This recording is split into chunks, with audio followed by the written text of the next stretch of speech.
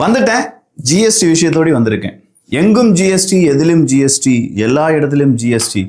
அதுலேயும் இந்த ஜிஎஸ்டி அப்படின்னு சொல்லும்போது அந்த பன்னு விஷயத்துல பெரிய ஒரு பிரச்சனையாச்சு பார்த்தீங்களா? கிரீமுக்கு இவ்வளோ ஜிஎஸ்டி, பன்னுக்கு இவ்வளோ ஜிஎஸ்டி, நாங்கள் எப்படி இந்த ஜிஎஸ்டி அடைக்கிறது இப்படிங்கிற பல கேள்விகள் இருந்துச்சு. 5%, 12%, 18%, 28% அப்படின்னு சொல்ற இந்த ஜிஎஸ்டி இப்போது வெறும் 2 லெவல்ல மாற்றப்பட்டிருக்கு. ஒன்று 5%, இன்னொன்று 18%.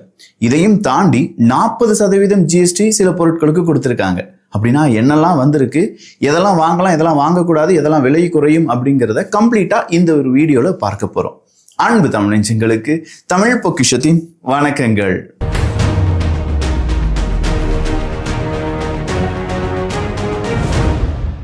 நம்ம வீடியோவை அதிகமான நபர்கள் பார்ப்பதற்கான காரணம் நம்ம சொல்லக்கூடிய விஷயங்கள் அவங்களுடைய வாழ்க்கையில டைரக்ட் ஆர் இன்டைரக்டா கனெக்ட் ஆகிறதுக்கான ரீசன் தான். பட் இது மட்டும் போதுமான்னு கேட்டால் இல்லை. இன்னைக்கோ நாளைக்கோ நம்ம வீட்டில் யாருக்கோ ஒரு நபருக்கு ஃபினான்ஷியல் கிரைசிஸ் அப்படிங்கிறது உருவாகலாம். ஸோ இதிலிருந்து நம்ம தப்பிக்கிறதுக்கு சரியான திட்டமிடுதல் அப்படிங்கிறது வேணும். சர்டன் ஏஜுக்கு மேலே இப்போ நம்ம சம்பாதிக்கிற மாதிரி மறுபடியும் நம்மளால சம்பாதிக்க முடியாது. அதனால இப்போ நம்ம சம்பாதிக்கிற சம்பாத்தியத்தில் ஒரு போர்ஷனை நம்ம என்ன செய்யணும்னா மாற்றி வைத்து அதை இன்வெஸ்ட் பண்ணணும்.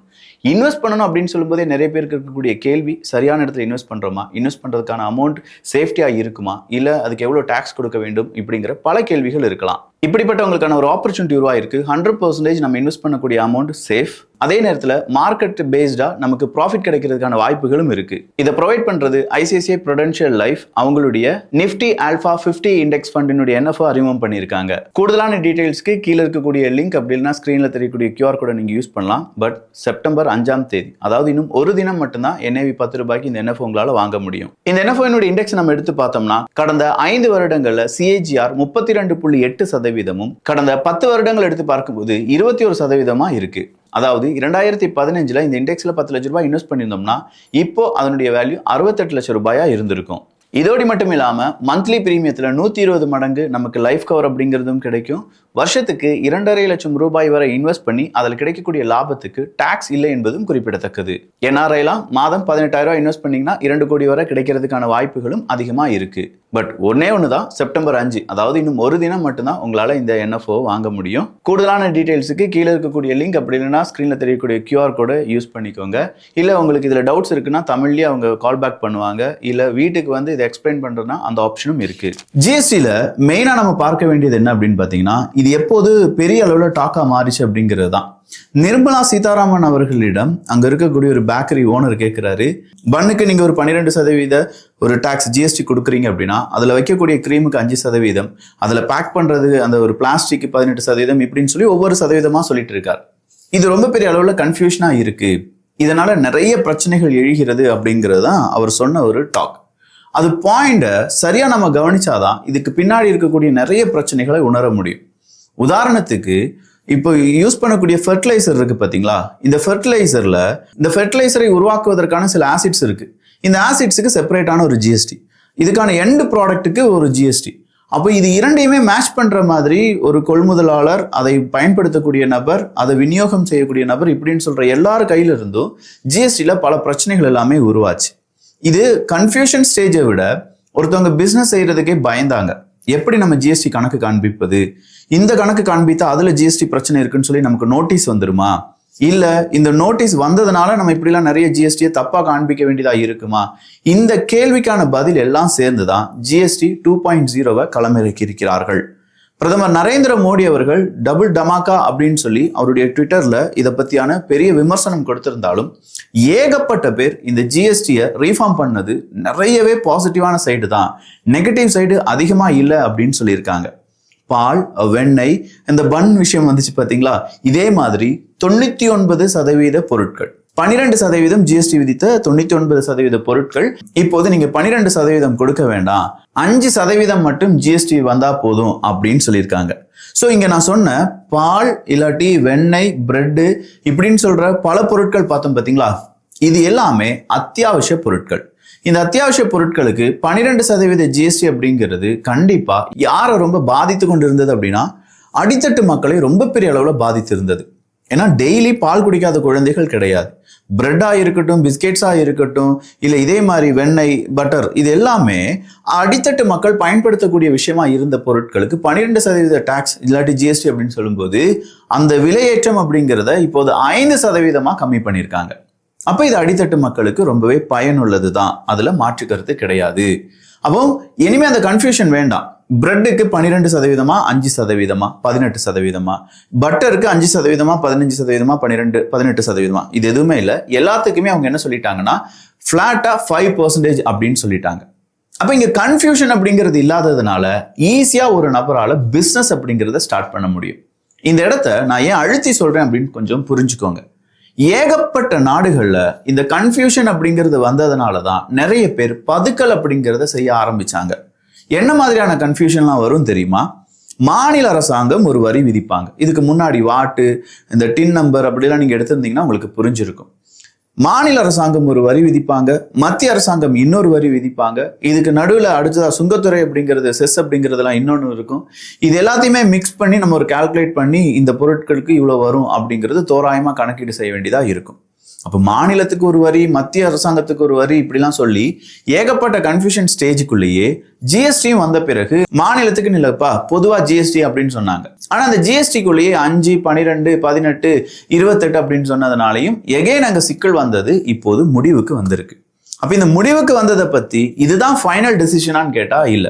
செப்டம்பர் மாதம் அறிவித்திருக்கிறார்கள். செப்டம்பர் 22 இது அமல்படுத்தப்படும் அப்படின்னு சொல்லியிருக்காங்க. ஆனா இப்ப செப்டம்பர் 4ஆம் தேதியிலிருந்து இந்த 22ஆம் தேதிக்குள்ள நீங்க என்ன செய்யலாம், எனக்கு என்னென்ன டவுட்ஸ் இருக்கு, இல்ல இதுல இவ்வளவு சிக்கல் இருக்கு, இதை மாத்தி அமைக்க முடியுமா அப்படின்னு சொல்ற உங்களுடைய சஜஷன்ஸ் அங்க கொடுக்கலாம் ஜிஎஸ்டி கவுன்சில்கிட்ட. அப்படி ஜிஎஸ்டி கவுன்சிலுக்கு அந்த சஜஷன்ஸ் ஓகேவா இருந்தது என்றால் அதையும் அவங்க மாத்துறதுக்கு தயாரா இருக்கிறோம் அப்படிங்கிறத சொல்லியிருக்காங்க. ஸோ இங்க 12% இருந்த அத்தியாவசிய பொருட்கள் இப்போது 5% ஜிஎஸ்டிக்குள்ள வந்திருக்கிறது ரொம்பவே இம்பார்ட்டண்டா இருந்தது. அடுத்ததா car, bike, AC, TV, cement. Car வாங்கினா 28%, ஏசி வாங்கினா 28%, பைக் வாங்கினா 28%. இது அதெல்லாம் இனிமே இல்லை. 28%க்கு பதிலாக இப்போது 18% ஜிஎஸ்டி கொடுத்தா போதுன்னு சொல்லியிருக்காங்க. அடுத்ததா இது யாருக்கு ரொம்ப முக்கியமானது அப்படின்னு கேட்டீங்கன்னா மிடில் கிளாஸ் பர்சன்ஸ். இந்த மிடில் கிளாஸ்ல வாழக்கூடிய மனிதர்கள் காரு இல்லாம கூட மிடில் கிளாஸ்ல இருப்பாங்க. ஆனா பைக் இல்லாம இருக்கவே முடியாது. எது தேவைனாலும் நம்ம பைக்ல தான் நிறைய பேருடைய வேலையே இருக்கும். அப்ப காரு, பைக்கு, டிவி இல்லாத வீடை நம்மளால பார்க்க முடியுமா? அந்த டிவிக்கும் 30 இன்ச்சுக்கு 32 இன்ச்சுக்கு கீழே 45, 49, 75 இன்ச்சு டிவி, இது எல்லாத்துக்குமே பல விதமான விலை குறைப்பு அப்படிங்கிறது இனிமே வரும். உதாரணத்துக்கு 23,000 ரூபாய் வரை விலை கம்மியாகிறதுக்கான வாய்ப்புகள் இருக்கு ஒவ்வொரு இன்ச்சை பொறுத்து. அதெல்லாம் நீங்க அந்த எந்த கடையில போய் வாங்க போறீங்களோ கொஞ்சம் யோசிச்சு வாங்கிக்கோங்க. இப்பவே நீங்க எலக்ட்ரானிக் பொருளை வாங்குறத விட்டுட்டு, இப்பவே நீங்க காரை வாங்குறத விட்டுட்டு அட்லீஸ்ட் ஒரு 22 டேஸ் இல்லாட்டி ஒரு அடுத்த மாசம் இல்லாட்டி அதுக்கு அடுத்த மாசத்துக்கு பிளான் பண்ணீங்கன்னா பல பொருட்களுக்கான விலை கம்மியாகும். ரொம்பவே கம்மியாகிறதுக்கான வாய்ப்புகள் உருவாகி இருக்கின்றன.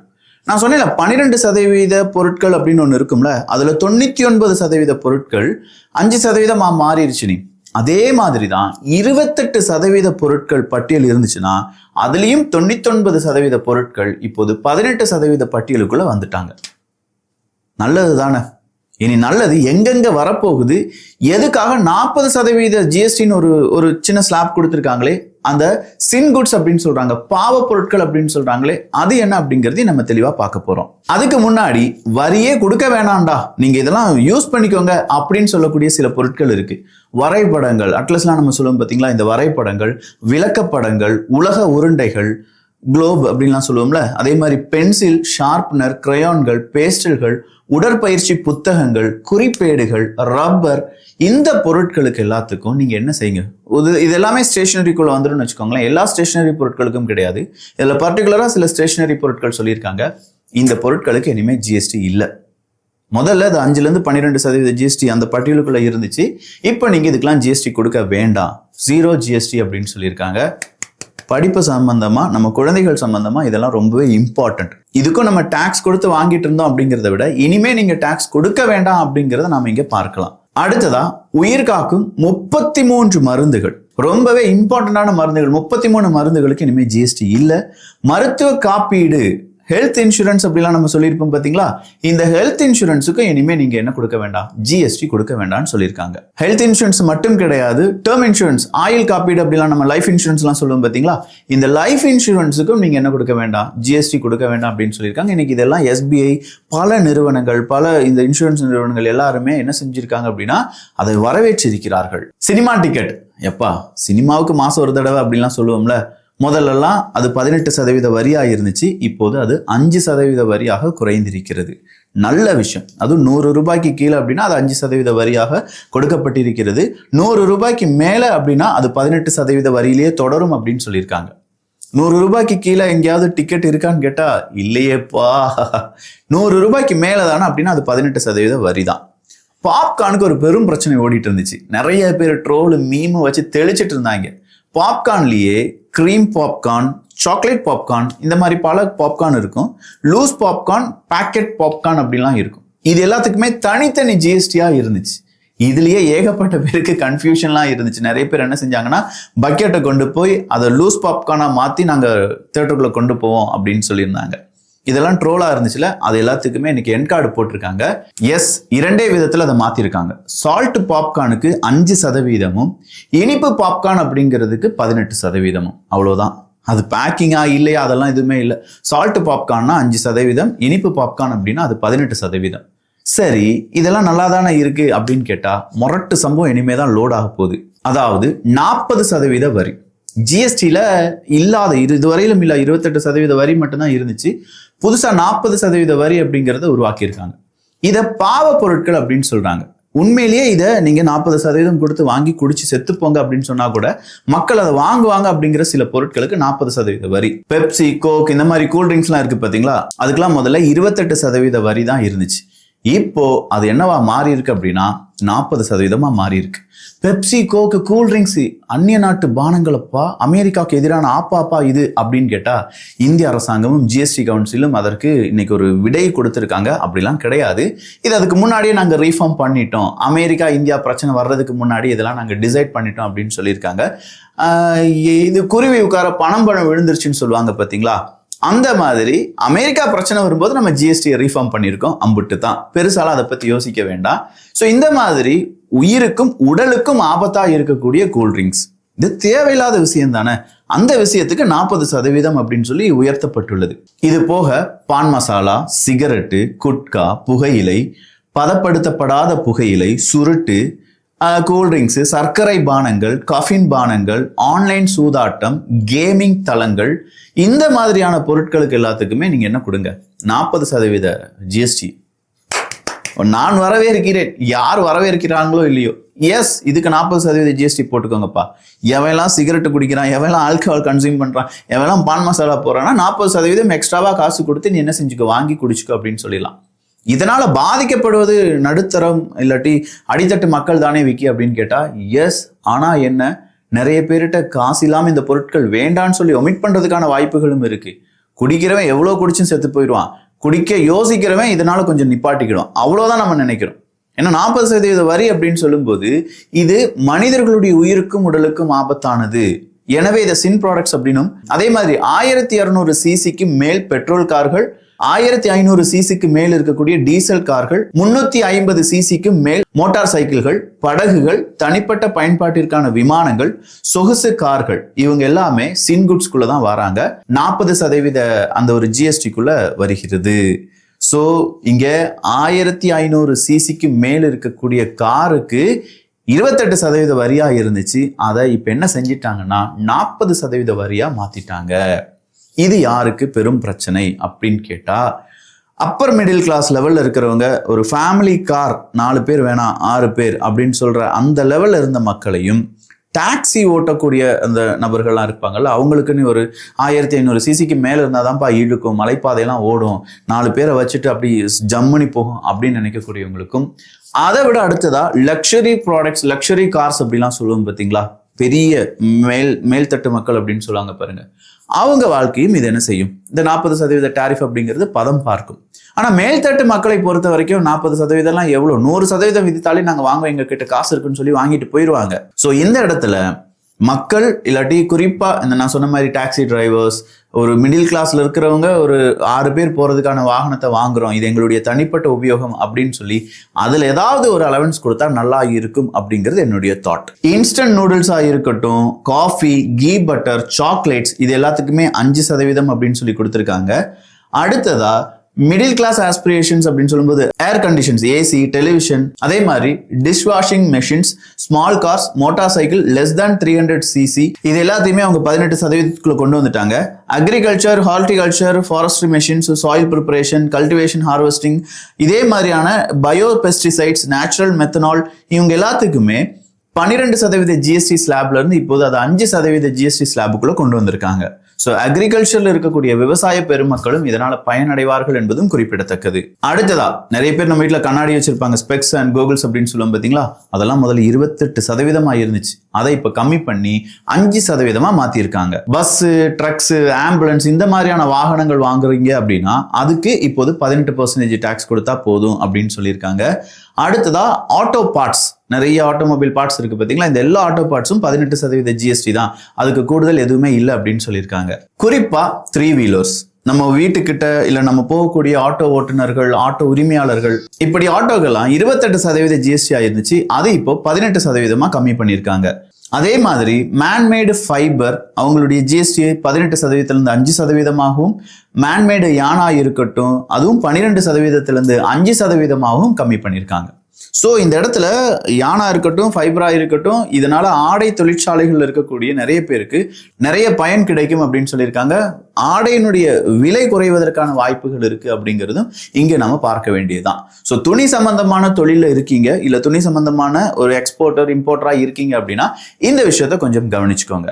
ஜிஎஸ்டி எக்ஸம்ஷன்ஸ் அப்படிங்கிறத இனிமே பாலிசிஸ் எடுக்கிறதா இருக்கட்டும், ரீஇன்சூரன்ஸா நீங்க செஞ்சதா இருக்கட்டும், individual health insurance, family floater policies for senior citizens, இவங்க எல்லாருக்குமே இனிமே நில்லு தான். அதனால இனிமே இன்சூரன்ஸை நீங்க ரெனியூ பண்ணும்போது இதை நீங்க கவனிக்கணும். புதுசா ஒரு இன்சூரன்ஸ் எடுக்கிறீங்க அப்படின்னாலும் இதை நீங்க கவனிக்கணும். இது இல்லாம ஆன்லைன் டெலிவரி இருக்கு பாத்தீங்களா, அதுல பிளாட்ஃபார்ம் ஃபீன்னு ஒன்று வாங்குவாங்க பாத்தீங்களா, அந்த பிளாட்ஃபார்ம் ஃபீ ஹையர் ஆகிறதுக்கான வாய்ப்புகள் இருக்கு.